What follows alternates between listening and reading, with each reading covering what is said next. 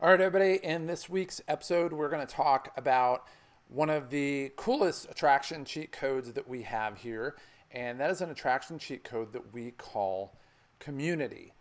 Now, it's obvious at this point, this is being recorded kind of in the age of COVID. So if you're listening to this way after everything's been done, first of all, we're totally jealous of you, and I can't wait to get there.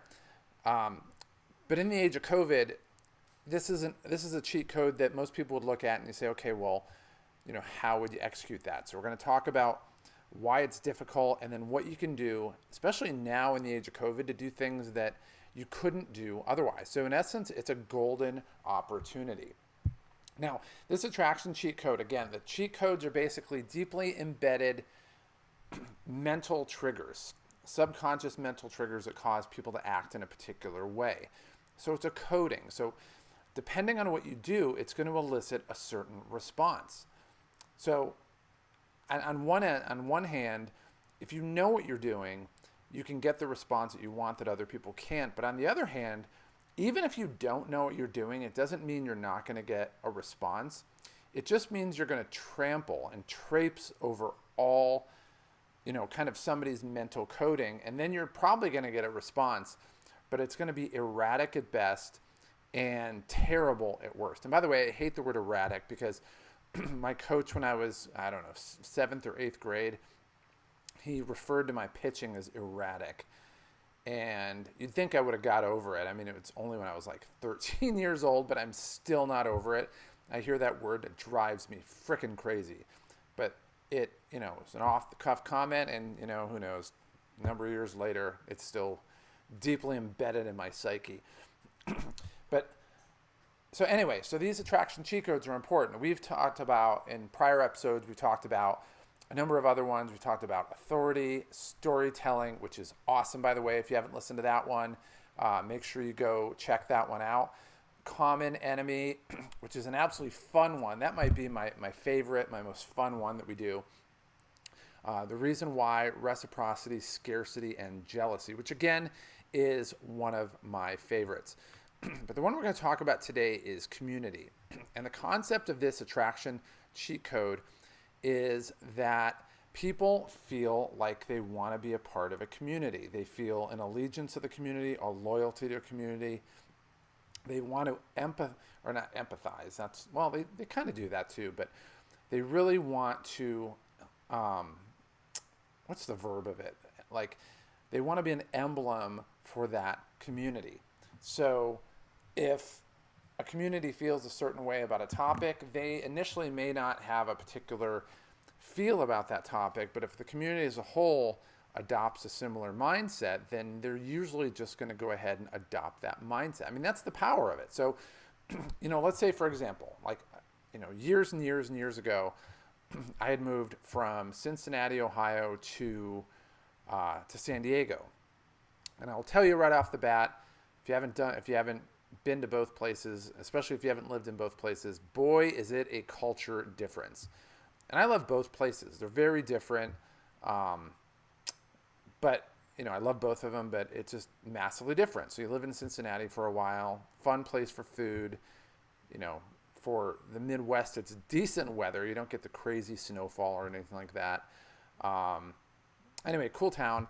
But I decided, look, it's time for me to move over to San Diego, which is, it's only a 35-hour drive to get here. But one of the things I found is that life is different. People respond to things a certain way. They look at things a certain way. And obviously we dress and speak a different way. So one of the things that you quickly realize is if you're dressing like you were when you lived in Cincinnati, boy, you're going to stand out in a heartbeat. I mean, it's a fact. Like, people there, a lot of people wear loafers in Cincinnati. And I was even there not too long ago, and there's still like a lot of people that wear loafers there, but nobody wears loafers in San Diego. Everybody wears, for the most part, it would be pretty casual shoes, but for the most part, you see a lot of people in flip-flops just because the weather is really good.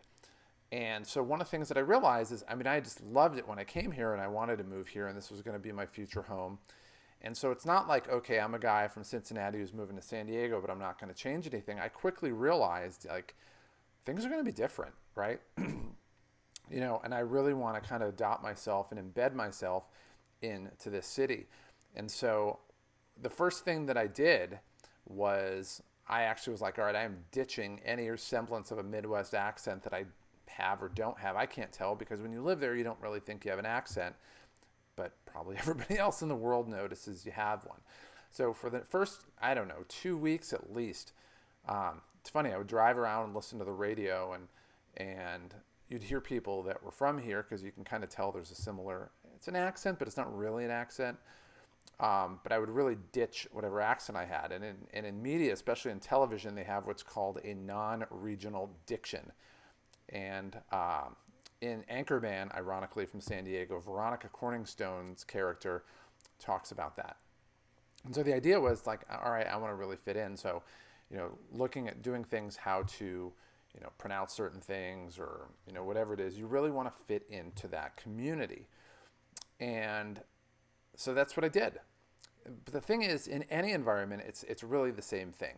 So people are going to want to fit into a group that they're part of. So, I mean, it could be something where something tragic happened, right? So let's say you lost a baby.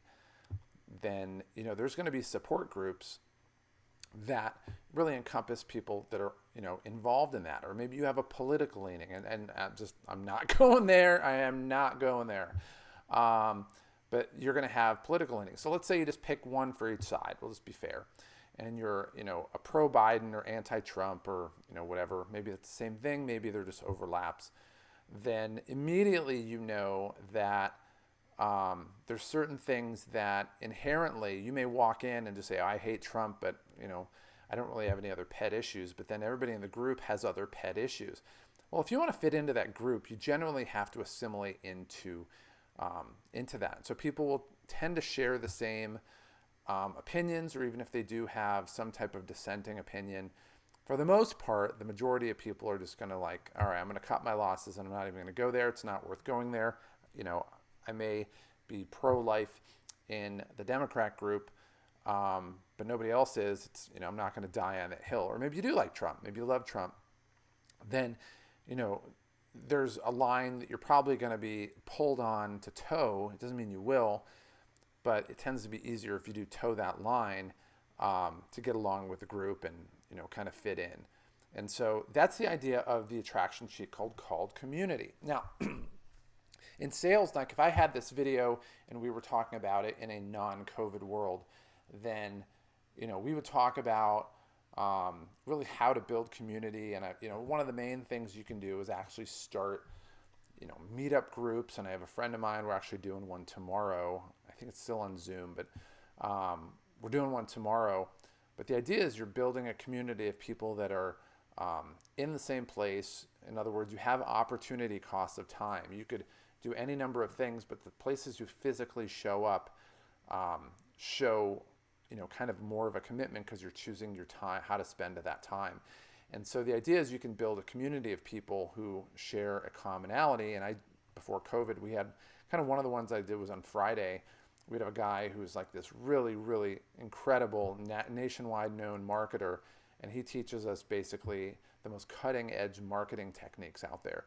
And we go there, but it's like there is a community because we're all there in the same place and we get to know each other and chat and that type of thing. And so the guy who runs this meetup, it's not really sort of is a meetup, but not really, is kind of the person who's the influencer in the community. But in the age of COVID, it can't really do that, right? So you're thinking, okay, well, why is Matt recording an episode about community when none of us can really do that? But actually, it's an opportunity because I think every time there's a kind of a restriction or an opportunity taken away, there's always an equal and opposite opportunity that you have going for you. So, it's the same thing. If you sell it, if a stock is $100 and it goes down to 80 and you sell it, the stock didn't lose value at 80. Somebody bought it at 80. You sold it at 80. Everything has kind of a reciprocation on it. And so one of the things that, I would recommend in this is there's so many people that are going through this process. A lot of your prospects are going through this whole COVID thing and they don't know how long it's going to last, how long the impact's going to be.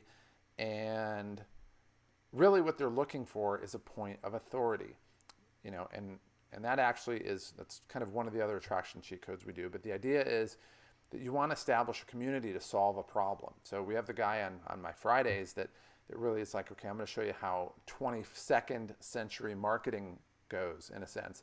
We're going to do marketing that everybody who's really knows what they're doing does, but most of the other people are stuck in the past. And so the idea is you're solving a problem that most people don't know about. So the question is, for the people that you have, your clients and your prospects, obviously in the age of COVID, everything changed. Their priorities changed, their worries changed, their goals changed, their anxieties changed. Sometimes it's tough to even tell what day of the week it is. So one of the things you want to do is really try to build a community for people who are struggling with the same problems and solve that. Now, normally, before the age of COVID, it's like, all right, we have a product to sell, and our product is the thing that solves it. Well, that may or may not be the case. So, for example, I have a few friends of mine who work for this company, and they do CEO training.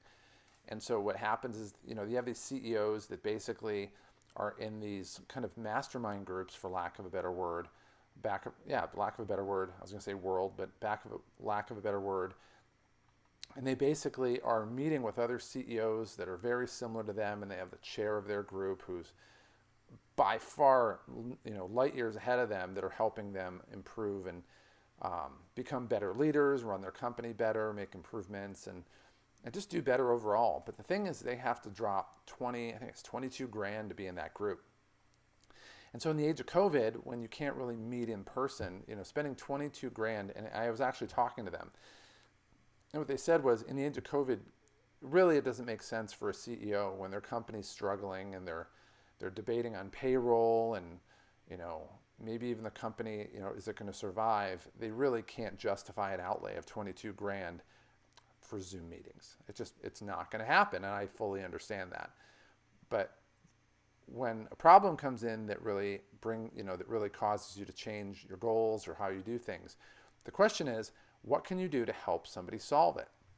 And so really, this podcast is no different. And it started before COVID, obviously, but the idea is, what can I do to help you guys with a problem that you have? And so right now, there's all these people that are going on Zoom meetings and everything. But my question is, what are some things, if you just took a step back, right? If you took a step back and thought about what it is that the people are struggling with, and what can you do to help them? And it may be direct, it may be a product for sure, but it may be other things where you can come in and help them, or it may be even networking and connecting people one-on-one, or let's say that you work in finances, you could talk about payroll decisions and payroll options and kind of best practices that other companies or even other countries are doing to manage their staff or to keep their staff engaged. Because a lot of times when we're going through this process, it's uncharted, at least for the last 100 years. So anybody that went through the Spanish flu, kind of, we don't have a chance to talk to because they've long passed away. But what can you do to actually make their lives just a little bit easier? Whether it's an expertise part of it, or just any type of leverage that you can bring to help people out. So let's say you're an insurance agent and you have somebody that lost their job. They very well might be in the background contemplating canceling their insurance policy. Well, that's a big mistake. So there's things you can do, and I was actually on a call, was it yesterday, where we talked about that exact thing as it relates to a corporate insurance policy. So for a group that I was affiliated with. So the question is, what can you do to help people, to navigate, to make their lives easier? And what happens is, when you do that and you successfully just hit that trigger where they kind of understand, like, hey, this person knows a little bit, just a little bit more than me at the very least, and is willing to help me, and yet there's other people who are in the group and have the same problems that I do. They look at the person who initiated that help as the leader. And what happens is they give them a ton of respect, a ton of deference. And to be honest, when the tide starts to turn a little bit and they have more flexibility in what they do, anything that you offer them, they're more than likely going to buy or subscribe to or help them with. So, and I'm not saying this company does this because I really don't know, but let's say, for example, that they said, the company that does the CEO kind of masterminds, and they said, okay, well, listen, while we're doing this, we'll cut your fees for the year, and we'll also do something else as a value add. So it might be something where you have a private Zoom meetings with the committee chair, group chairs. So it's not just like, okay, there's normally 8 people in the group and we're going to do an 8-person Zoom meeting. Well, that doesn't make a whole lot of sense. But maybe we'll do some private Zoom meetings where you can get some one-on-one time with them, which they probably didn't offer before. But the idea to do that is to really build on this concept of community and to become the community that other people need. Because right now, there's people have a lot of problems. There's a lot of uncertainty. If you're a homeowner, are you going to be able to pay your mortgage? If you're a renter, are you going to be able to pay rent? If you work for a company, are you going to have a job, right? I mean, if you're self-employed, is it going to be there? Who knows?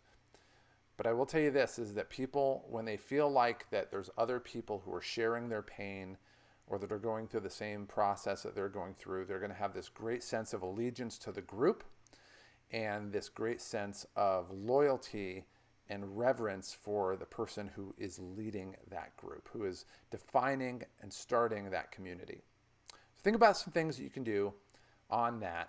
And I'd love to hear any feedback you have, any comments. You can shoot me an email, whatever you want to do. But give some thought to that, because right now there's an opportunity to really establish community where there never was one before. So if we had never gone through COVID, then I'd be talking about this and people are like, what are you talking about? I'm busy, I have sales calls all day. I don't really have time to do that.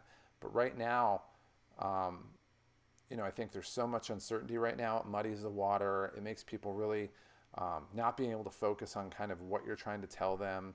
They're worried about money. They're worried about their job. They're worried about subsisting. And right now, if you can do something different to really create a community to help them out, it's going to be one of the things where you're planting the seed today. But when things start to open up a little bit, boy, you're going to be able to reap so much out of it, and you're going to be ahead of your competition. So give that some thought. And in our next episode, we're going to talk about a concept where you can take that basically community, whether it's a community that you belong to, and there's somebody else leading it, or it's a community that you're actually leading, and actually direct them to how to act and how to execute decision making and exactly what to do to kind of further their goals, but again, to get them to partner with you on your goals as well. So we'll do that in our next episode, and I'll see you then.